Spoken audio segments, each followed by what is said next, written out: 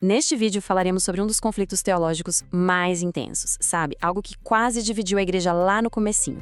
Foi uma crise tão séria, mas tão séria, que gerou uma das cartas mais diretas e apaixonadas do Novo Testamento. A gente vai entender direitinho o que estava em jogo. Pensa só, você recebe uma carta de um líder espiritual que você admira muito. E logo de cara, a primeira coisa que você lê é isso aí. Ó Gálatas insensatos. Sem nenhum rodeio, direto ao ponto. O apóstolo Paulo não mediu palavras, né? Foi uma repreensão que, com certeza, deve ter sido um choque tremendo para quem recebeu a carta. E essa é a grande questão, né? O que foi que aconteceu lá na Galácia para provocar uma reação tão dura assim? E olha, não era um problema de comportamento, um desvio moral, nem nada de organização da igreja. Era algo que, na visão de Paulo, era muito mais perigoso. Era sobre a corrupção da essência da mensagem. Pois é, aqui a gente chega no coração do problema.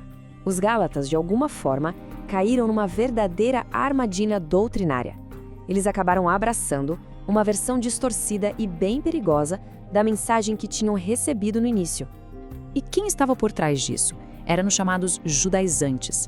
Pensa neles como um grupo que chegava nas novas comunidades cristãs e dizia o seguinte: olha, só ter fé em Cristo não basta não. Para ser um cristão de verdade, quem não é judeu precisa primeiro seguir as nossas leis, os nossos costumes, sabe?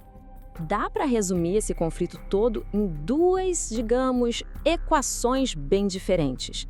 De um lado, você tem o evangelho que Paulo pregava. Salvação é igual a fé em Cristo.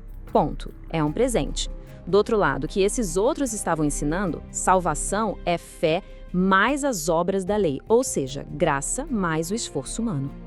E o que isso significava no dia a dia? Bom, significava um monte de regras novas.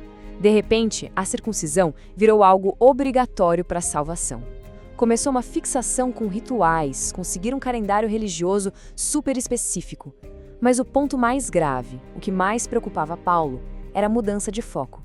A confiança estava saindo da graça de Deus e indo parar nas obras, no esforço das pessoas.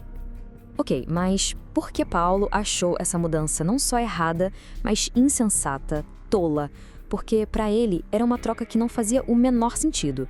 Era completamente ilógica. E a gente vai entender o porquê agora. Primeiro, a gente tem que lembrar de onde esse povo veio. Os Gálatas tinham sido libertos de um jugo insuportável, sabe? O das antigas crenças pagãs deles. Eles tinham acabado de conhecer o que era a liberdade de verdade. E aí que tá a grande ironia, a parte trágica da história.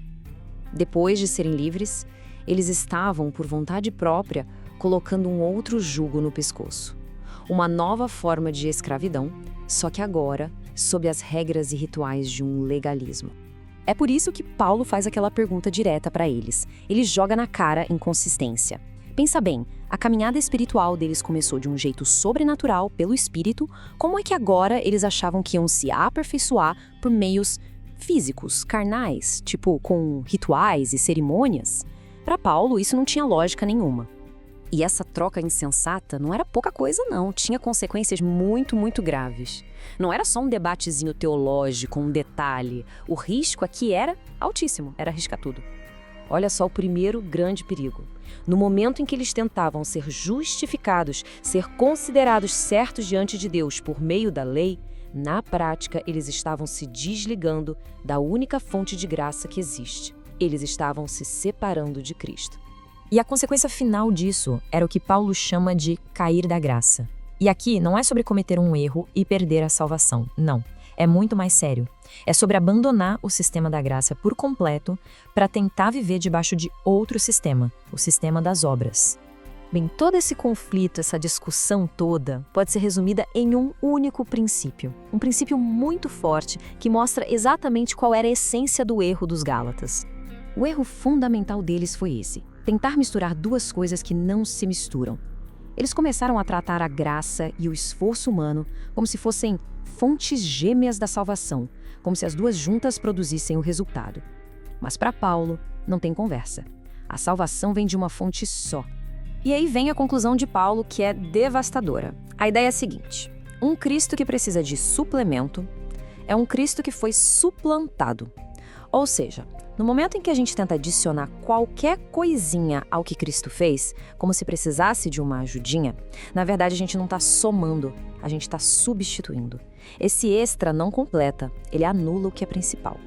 E tudo isso nos deixa com uma pergunta para pensar, né? O erro dos Gálatas levanta uma questão que vai muito além.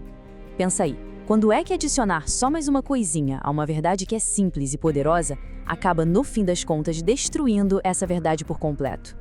É uma reflexão importante. Se você gostou desse vídeo, se inscreva no canal. Nos vemos no próximo vídeo.